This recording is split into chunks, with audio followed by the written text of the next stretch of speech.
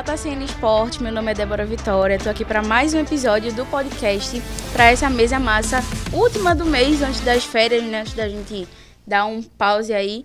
Os tios estão agradecendo ali atrás das câmeras, mas é isso. Estou aqui com duas feras, né, que vão compor a mesa comigo. O Rodrigo, que já participou outras vezes, e temos um estreante, eu quero que ele dê as considerações dele. Fala aí, Rafael. Acho que eu já fui chamado para uns 4 a 5 podcasts. Em 3 teve chuva, um eu fiquei doente e no outro a sala não pôde ser usada por conta de um evento que estava tendo na faculdade. Ou seja, o cara é contra o podcast. Ele tem a maior mazela do mundo. E aí, Rodrigo, fala um pouquinho com a gente.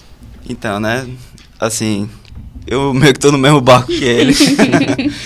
Porque também foi muito problema para eu conseguir estar aqui, né? Teve chuva, eu fiquei doente em um dia e não consegui vir. Mas é isso, né? No final deu tudo certo. Todos esses empecilhos. Mas sem enrolações, vamos começar. Tem muita coisa para falar e a gente sabe. A primeira pauta delas, e não a menos importante, Carlo Ancelotti. Ou Carlo Ancelotti, enfim, todo o mero português, né? Todo o mero brasileiro vai falar Ancelotti, e é isso mesmo. Queria que vocês falassem um pouquinho da expectativa de vocês para Carlo Ancelotti. Então, a gente sabe que ele é um excelente nome, ele é o the best, né, dos técnicos por aí. Eu queria que vocês dessem umas considerações. O que vocês acham da presença dele aqui na seleção brasileira? Pode começar.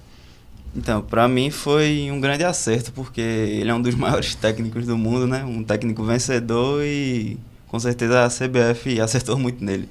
E acho que o único título que realmente falta para ele, né, é a Copa do Mundo. Então, bora nessa, né? Copa do Mundo que ele foi vice em 94, sendo auxiliar técnico pela Itália. Acho que foi o melhor técnico que tinha no mercado para isso, pela experiência que ele tem, pela experiência que ele também tem com jogadores brasileiros. Muitos jogadores brasileiros deram certo na mão dele. E acho que era o melhor que tinha para a seleção. E, né, como sem surpresas algumas, tivemos aí várias assim, não digo surpresas, voltas, né, como a volta de Richarlison, de Casemiro. E tem um jogador muito persistente também, que é o tal do Danilo. Mas queria saber se, para vocês, algum jogador surpreendeu, quem merecia estar ali, ou se tinha alguém que merecia ser retirado da lista. Então, acho que, pra mim, né, o Danilo, ele foi realmente... Isso é concurso, com certeza. Mas, assim, de resto, eu gostei da convocação. Acho que foi uma convocação bem, assim, realista para Ancelotti, que foram jogadores que já trabalharam com ele, né. Aí, Richarlison estava muito tempo sem vir também, desde 2023, eu acho. E acho que foi isso. Acho que foi uma boa convocação, com exceção do Danilo, mas pode ser que ele surpreenda também, vamos torcer, né? Mas é isso. Acho que foi uma convocação completamente certa. Faltou um nome ou outro. Aí é de discussão de posição, como Pedro estava sendo citado, Igor Jesus, que fez uma boa partida com o Botafogo, que o próprio Ancelotti viu. E de resto, era de se imaginar que ia ter algumas voltas, como o Casemiro, Richarlison, o próprio Danilo, que foi treinado por Ancelotti no Real Madrid. Então, tem alguns jogadores de confiança que ele convocou. Alguns pelo momento ou não? Exatamente, concordo muito com essa de Danilo. Eu acho que é concurso, alguma coisa ali dentro, não sei o que é. Mas o que vocês podem esperar da postura do time com ali nos respectivos amistosos, né? Nos jogos das eliminatórias, na verdade, que são Equador e Paraguai. E aí, o que vocês acham que, se alguém, como eu perguntei agora, se alguém pode surpreender taticamente, enfim? Pô, eu acho que o Brasil tem que vir com vontade, né? Ancelotti é um técnico que ele deixa os jogadores jogarem à vontade, não é tão assim, né? Mas é isso, é um time mais combativo, um time mais competitivo. E é isso, agora tem que ter o dedo dele, né?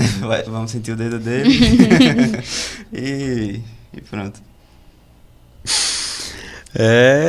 Como ele mesmo falou, ele não tem um esquema certo. O esquema depende também do time que ele vai jogar. E serão dois adversários muito difíceis que o Brasil vai enfrentar.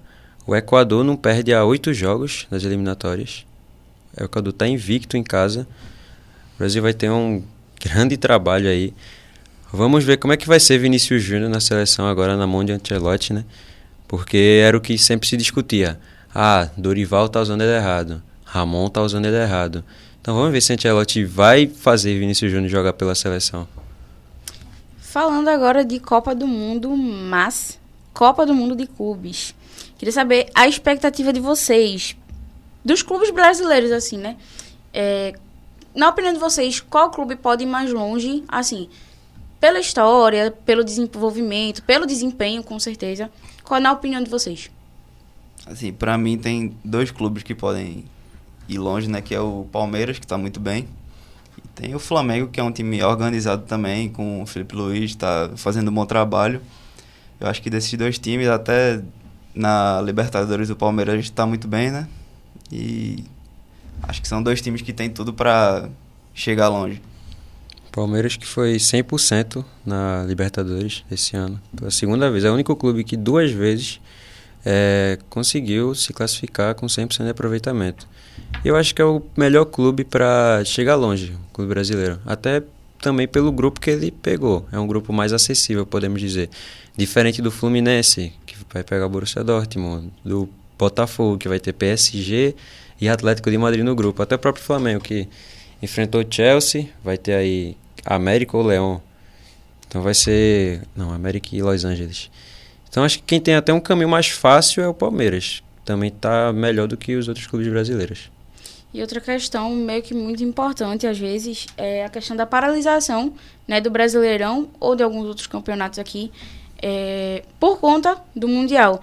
E assim, como é que vocês acham que esse pode ser, no caso, pode ser afetivo para o calendário? A gente sabe que tem muitos jogadores, principalmente Flamengo, Palmeiras, enfim, outros, né, de outros clubes que vão disputar o Mundial, que provavelmente tem aquela questão do desgaste, e para outros clubes que não vão, com certeza tem aquela questão da paralisação, muitos não vão ter calendário nesse período, né? E como é que vocês acham que isso pode afetar os clubes brasileiros? Pô, acho que os clubes, eles, assim, o clube que compete em todas as competições, né, tem que estar bem preparado, tá? Tem que ter, tipo, um banco muito bom também, tem que usar pode usar a galera da base, pode usar alguns reservas, tem que ser um time preparado para o que vier.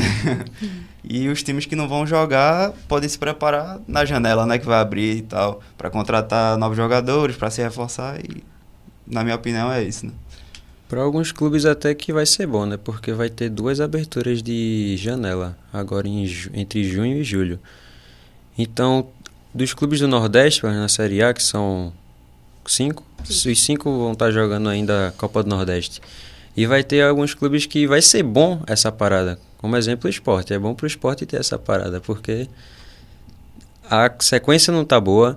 Depois da sequência do Super Mundial vai ter 4 jogos diretos contra Vitória, Juventude, Grêmio e Santos. Não nessa sequência, mas vai pegar esses 4 clubes entre julho e agosto. Então a parada também é boa para também ajeitar a forma que tá o clube. Concordo plenamente. Vai ser meio difícil também, principalmente com os clubes do Nordeste, porque nem todos estão, né? Falando agora de Libertadores Sul-Americana. Flamengo e Botafogo deram aquela... Assim, não vou dizer que foi pipocada, mas quase que o Flamengo fica pelo caminho, né? O que é que vocês já acharam do jogo do Flamengo e da postura que ele teve dentro de campo? Assim, o Flamengo, realmente o jogo foi bem truncado, né? Bem difícil. Conseguiu aquele gol de falta. Um sofrimento mesmo. Conseguiu aquela falta que resultou no gol, né? Mas é isso. Teve a vitória, ainda deu aquela... Quase deu uma baqueada no final do jogo, né? Nos acréscimos, mas no final ele conseguiu se classificar.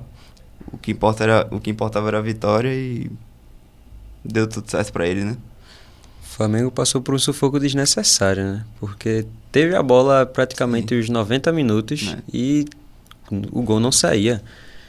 E ainda no final deixou o Táchira jogar. E o Táchira, a pior campanha da Libertadores, nenhum ponto conquistado.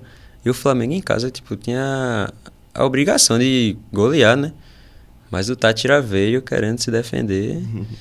E o Botafogo Primeiro tempo teve um expulso, pronto. O Botafogo vai ser eliminado.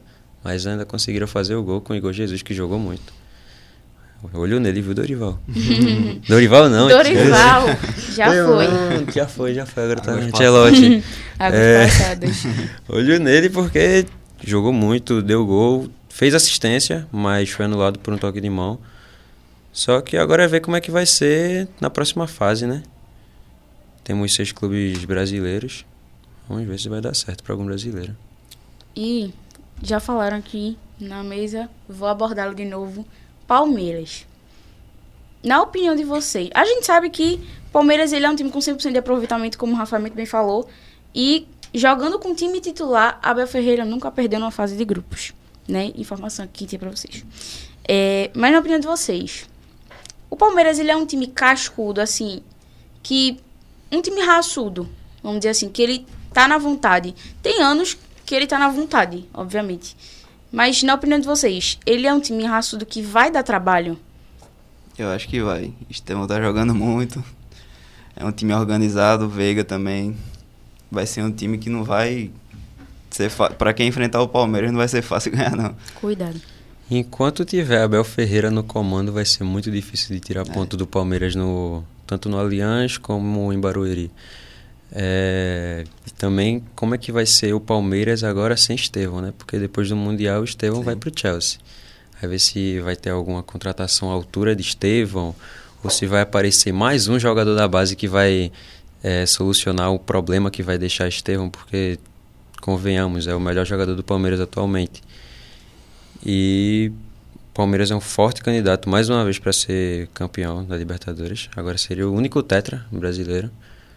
E veremos, agora é só deixar rolar, porque o Palmeiras tá muito bem. E era essa a minha segunda pergunta.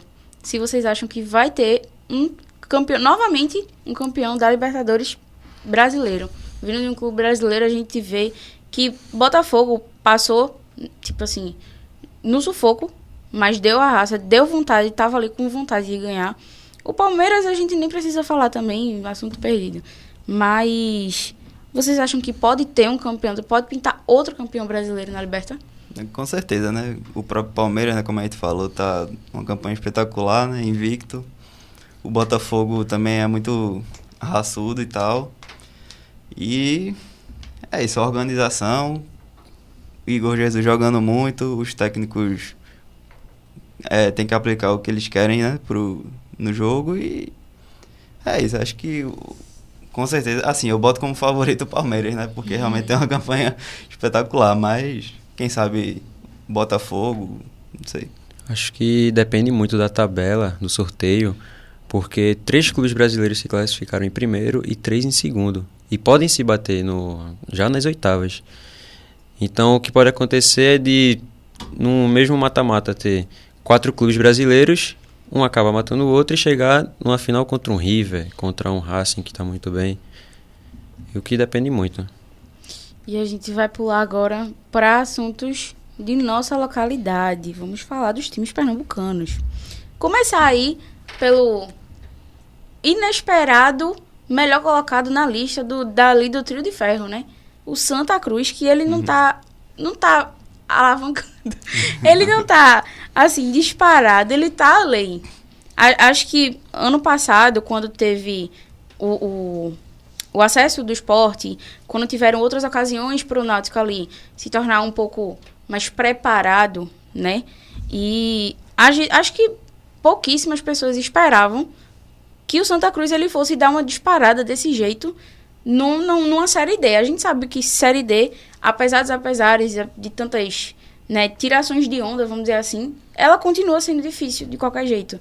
E qual a expectativa de vocês para a partida do Santa contra o Ferroviário, que agora é domingo?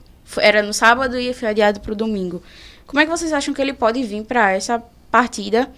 Assim, né? Pode ser que role ali uma goleada, ou pode ser que não. Qual a opinião de vocês? Assim, o Santa, ele realmente tá muito bem. Ele é o time menos vazado da Série D, né? Só tomou 2 gols. E eu acho que vem com tudo, velho. Esse técnico realmente conseguiu encaixar bem o Santa, tá ganhando tudo. E acho que uma goleada Não sei, acho que pra mim acho que pode ser um 2-0, mas acho que com certeza vai ganhar. É um time que tá bem embalado e os jogadores estão inspirados, né? Galhardo, né? Ele tá conseguindo se encaixar agora no time e acho que consegue ganhar, sim. Eu tenho pra mim que a Série D é o campeonato mais difícil pra você sair. Porque são 64 clubes, só sobem 4, são 3 mata-matas, fora a primeira fase, que se classificam 4 de 8. E o Santa está se portando muito bem na competição. E ser o primeiro, tanto no grupo como no geral, o Santa está dividido com o Asa nisso, é importante porque decide todos os jogos em casa. E decidir em casa com a torcida que sempre chega, sempre está colocando mais de 25 mil todo jogo. Sétima ou é a nona maior média de público do Brasil, entre todos os clubes da A e D. É importante decidir tudo em casa. E também sobre Cabo, né? Porque Cabo está fazendo um trabalho espetacular. Não só no Santa, como fez no Capital, no começo do ano, conseguiu colocar o Capital na final do Campeonato Brasiliense. Ele é o único técnico invicto nas 4 divisões. Ele estava com 10 jogos de invencibilidade no Capital e tem 6 no Santa. Então, é um bom treinador, conseguiu encaixar muito bem o elenco. Conseguiu fazer Thiaguinho jogar na ponta direita. Então, tá fazendo milagre, porque não são jogadores espetaculares, não tem como você exigir jogadores espetaculares na Série D. Então, ele tá conseguindo ir muito bem. E agora a gente vai falar de Náutico, vamos deixar o Lanterna pro final, né? A gente sabe que logo após a partida contra o São Paulo, o Náutico ele deu uma decaída, obviamente, por conta de alguns problemas técnicos, enfim. Quais os pontos, né? Ali as coisas que vocês acham que o Náutico ele pode melhorar, tanto taticamente, quanto acho que dentro do elenco, ali, o posicionamento do elenco. O que vocês acham que pode mudar, acrescentar, enfim? Assim, Hélio, ele tá fazendo meio que... Assim, apesar da má fase, né? Assim, Hélio, ele tá fazendo o que ele pode, né? Porque é um elenco limitado. Contra o São Paulo perdeu, mas perdeu jogando, propôs jogo, Mas acho que o Náutico com certeza precisa contratar nessa janela de agora, precisa de um lateral esquerdo. Tiveram muitas lesões, Vinícius lesionou, tá voltando agora, mas jogador que tá voltando de lesão não volta 100%, né? Então, eu acho que é isso, contratar, e Hélio, ele tá fazendo o que pode. Assim, acho que o único erro dele realmente foi queimar todas as substituições, ele já fez isso 2 vezes, e é saber que tem um elenco limitado realmente, mas tá propondo o jogo, ele tá fazendo o que pode. Eu acho que esse é quase sempre o mesmo problema do Náutico em toda a temporada, lesão. Principalmente de Paulo Sérgio, né? Que Paulo Sérgio é o cabeça desse time e ou não tá machucado ou tá suspenso. Porque brigou com algum jogador, deu algum carrinho desnecessário. Mas é isso. Hélio tá fazendo o que pode porque é um elenco limitado, tem que buscar jogadores nessa janela. A diferença de pontos do Náutico para zona e pro G8 é a mesma. Então tem trabalho, tem jogo ainda para conseguir se firmar entre os 8 e subir. E a gente sabe que Copa do Brasil ela é cheia de surpresas, cheia de zebras também. Tivemos clubes nordestinos, né, no geral, que surpreenderam. Questão do CSA, mas o que mais surpreendeu, creio que unanimidade aqui na mesa foi o Retrô, né?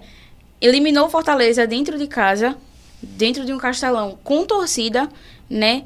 E, cara, cobranças absurdas. E eu queria saber de vocês, o que é que vocês acharam daquela classificação e qual a expectativa de vocês para a continuidade do Retrô na Copa do Brasil, né? Que a gente sabe que é um pouco difícil, mas que o Retrô ele tá buscando. A gente sabe que ele tá buscando. Então, o Retrô, ele pode-se dizer que ele é um time cascudo também. Ele nunca desiste, joga até o final. Isso, contra o Sport na final do Pernambucano é a prova, né? É, exato. Ele não desiste.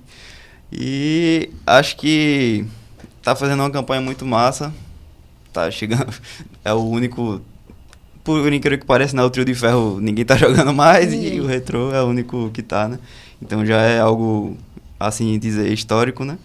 Mas é isso. Acho que para os próximos jogos tem que esperar para ver como vai ser também, que time vai enfrentar, né?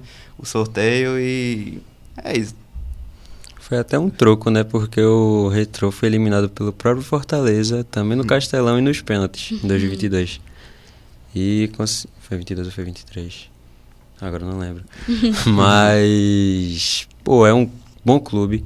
Tem bons jogadores, as contratações boas, como o Wagner Love chegou agora. Para uma Série C, é um bom jogador. Exato. Também veio o Bruno Pérez, que há pouco tempo também estava jogando Série A, jogador com passagem na Europa. E acho que o que a gente pode esperar do Retrô é coisas boas. Agora depende muito também do sorteio, porque tem muito clube forte da Série A que ele pode enfrentar. A não ser que pegue um CSA, um CRB, aí tem mais chance de chegar um pouco mais longe, né? Aí veremos. E agora, temos uma complicação na Série A, né? Que a gente vê que não está indo para frente, de maneira alguma, né?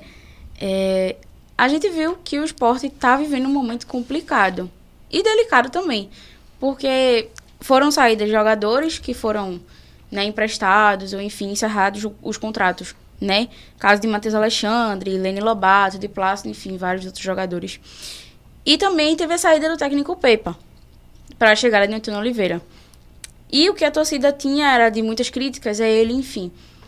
Só que Antônio Oliveira chegou e o aproveitamento que Pepa tinha, mesmo com a reclamação, foi bem maior do que o de Antônio Oliveira.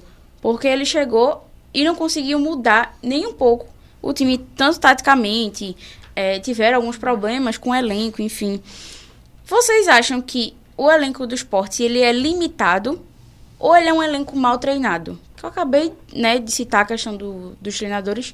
Um foi, outro veio, 2 portugueses, sem experiência, creio eu também, né, pelo futebol nordestino, enfim. Vocês acham que é um elenco limitado ou um elenco mal treinado?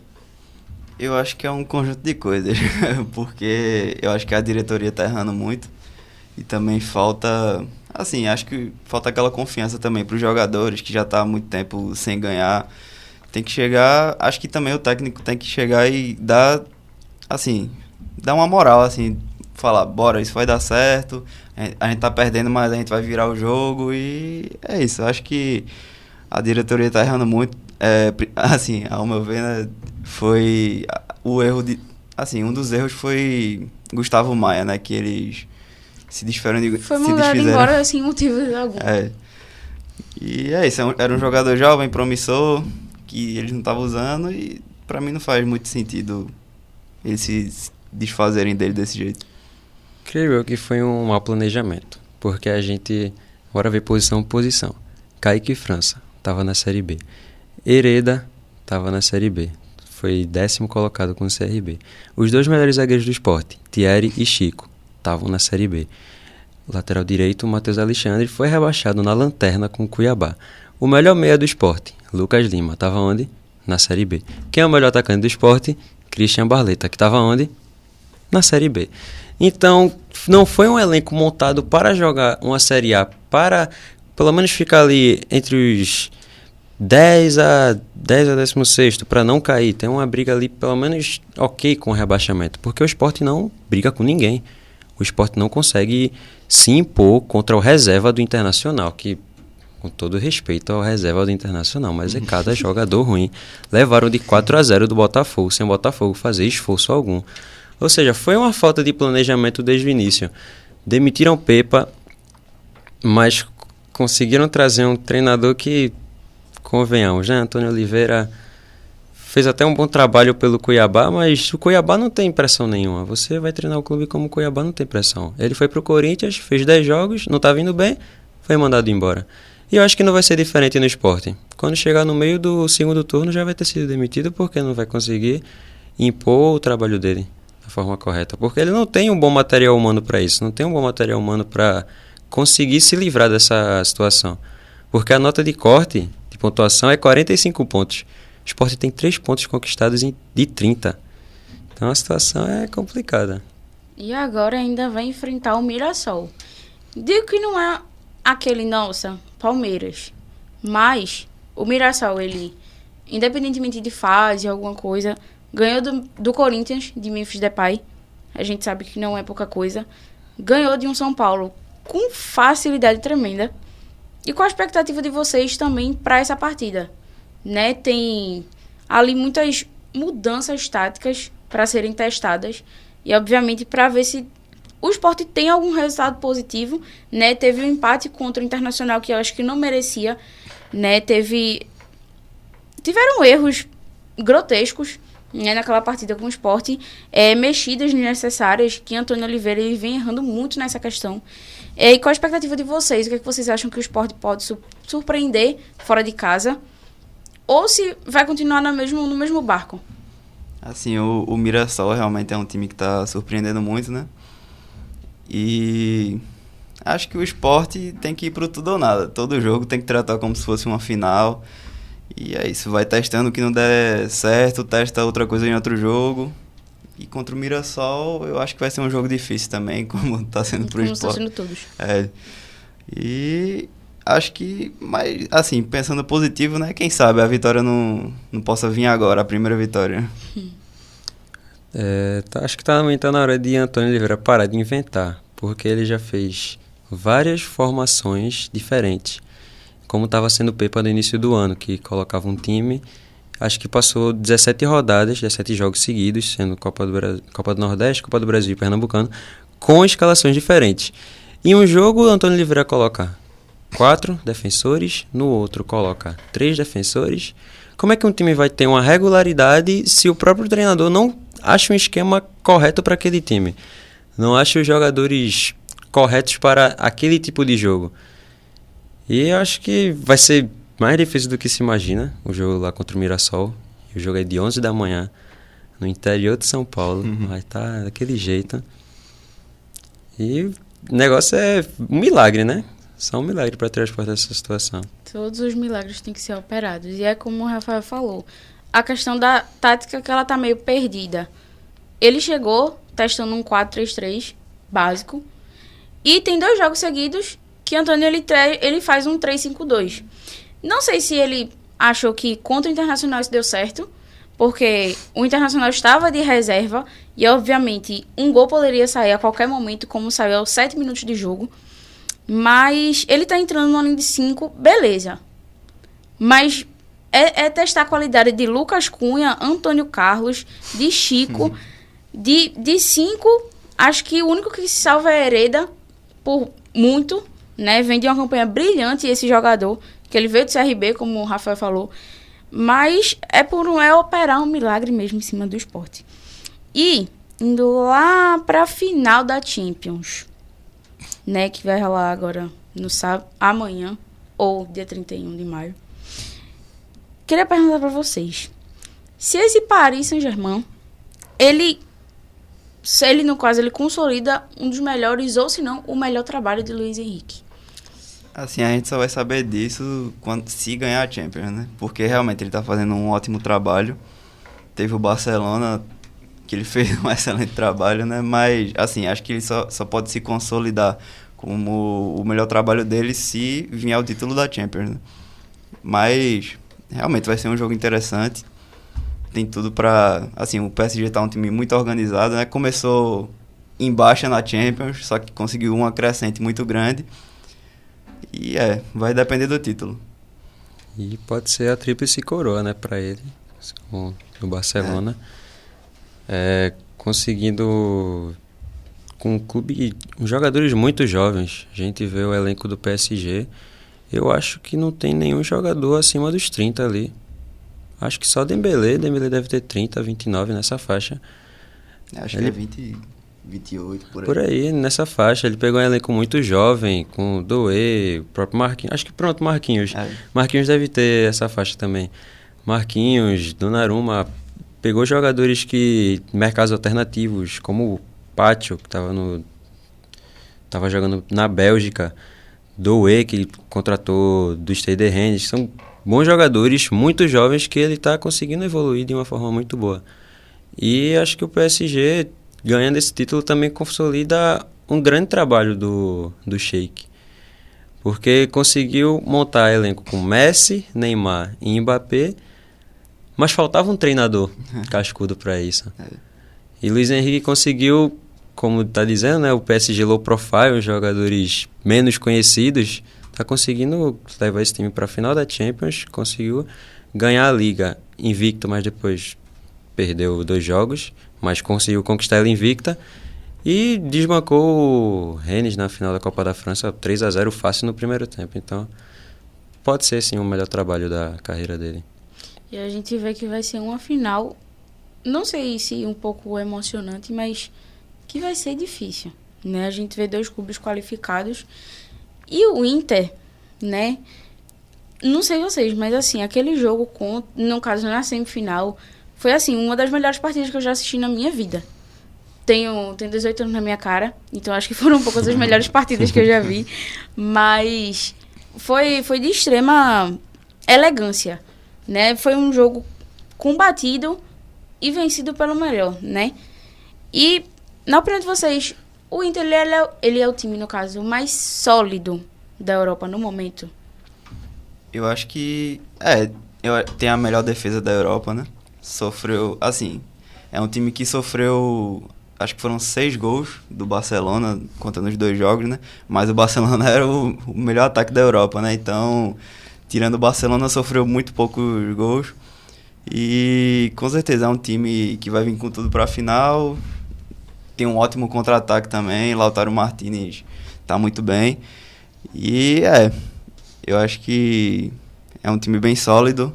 Vai falar assim, para mim não tem realmente um favorito nessa final. Vai dar trabalho, tanto o PSG vai dar trabalho pro Inter e o Inter vai dar trabalho pro PSG, e é isso.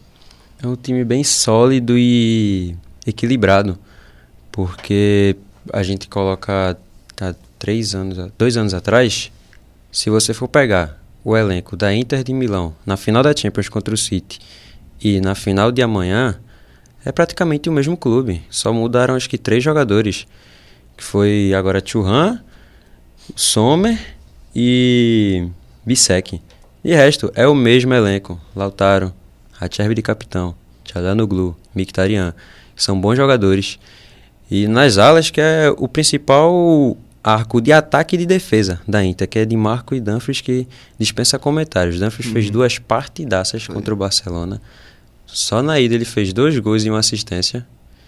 Então, eu acho que a Inter tem mais força para ser campeã por conta disso, por ser um clube mais sólido, por há 2 anos atrás ter jogado na final, tem casca para isso, tem Inzaghi, que é um grande treinador, consegue fazer esse time jogar muito bem defensivamente quando precisa, ofensivamente também quando precisa. E esperar os golzinhos de Lautaro. Falaram aqui que não tem favoritos, mas eu vou jogar na roda. Tem algum favorito para esse título? E, acrescentando na pergunta pra gente fechar, os palpites de vocês para esse jogo, né? O favorito e palpite. Assim, pra mim, não tem favorito mesmo. Vai ser um jogão. E é porque, assim, 2 goleiros, Donnarumma tá em uma fase espetacular, Sommer também tá em uma fase espetacular, 2 times sólidos, bem taticamente, e acho que realmente não tem favorito, mas vai ser um jogão. Como a gente tava falando aqui, se Luiz Henrique ganhar, vai ser o melhor trabalho da carreira dele. E a Inter, dispensa comentários, teve aquele jogão com o Barcelona e é isso. Pra mim, não tem favorito. Vou falar assim, bola por bola, acho que o PSG, né? O PSG, o ataque é mortal, todo jogo é no mínimo 2, 3 gols. E aí vai enfrentar uma Inter que é muito bem defensivamente. Então, pra mim, acho que o favorito é a Inter. Eu vou torcer pra Inter, que a Inter seja campeã. Eu também. Mas vai ser um confronto muito equilibrado, que vai ser decidido no completo, no mínimo detalhe. A Inter, como já falei, por ser um clube muito sólido, há 2 anos atrás ter chegado na final praticamente com o mesmo elenco, com o mesmo treinador. Então tem essa vantagem de chegar na final mais cascudo. Diferente do PSG, que chegou naquela final em 2020, mas se você for olhar do elenco de 2020 para cá, só tem Marquinhos.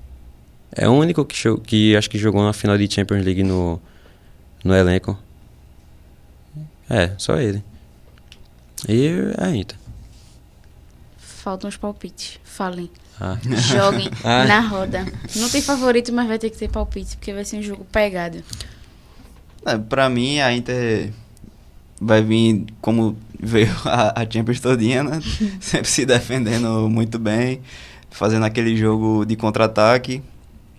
E o PSG, assim, na minha opinião, talvez o PSG vá ter mais a bola, mas a Inter vai conseguir se defender muito bem. Enfim, pra mim vai ser um jogo muito pegado, muito... Assim, como ele falou, vai ser no detalhe o campeão. E assim, eu posso até falar um placar, pra mim vai ser 1-0 Inter. E é isso. 1-1 com o jogo decidido na prorrogação. Caraca, mas ele pegou a minha. Mas eu não dou na prorrogação. Dou que ele vai ser decidido nos pênaltis. Meu placar é 1-1 também. Sim. Vai ser um jogo extremamente pegado, extremamente decisivo, mas que ele não vai decidir na prorrogação. Ou é o meu ou o teu. A gente vai ter que saber depois. Mas, enfim, é isso, gente. Espero que vocês tenham gostado de mais um episódio. Vou agradecer aqui até a Uninasal, né, pela estrutura que eles estão cedendo pra gente esse tempo inteiro. Agradeço, né, também aos tios, né, um beijo. Estão agradecidos por a gente estar aqui, né, dia 30 de maio, tendo que só voltar em agosto agora. Eles estão aqui respirando outros ares. Mas é isso, eu vou deixar aqui agradecimento à Uninasal pela estrutura, a doutora Valéria também pelo suporte, né, que dá a gente. E é isso, foi um prazer estar aqui com vocês. Dê suas considerações finais aí. Então, foi muito legal, né? Seu primeiro período, foi uma experiência muito massa. Nunca tinha participado disso aqui, mas realmente foi uma experiência incrível. Poder falar, assim, o que eu penso, as minhas ideias e tal. E espero poder vir outras vezes também, né? Com certeza. Agradecer, né? Finalmente, depois de quase um ano, eu consegui estar aqui nessa mesa. É uma experiência massa, bem descontraída também. E é isso. Em agosto, estamos aqui novamente. Segue aí o JCN Esportes no Instagram. Isso mesmo, JCN Esportes no Instagram. E agora, a gente tem uma plataforma nova. Não é Tigrinho, mas é o TikTok. A gente agora, né, abriu o nosso perfil no TikTok pra gente também postar nossos conteúdos do Instagram lá pra vocês e alguns cortes aqui dos podcasts. Mas é isso, gente. Um beijo e até a próxima.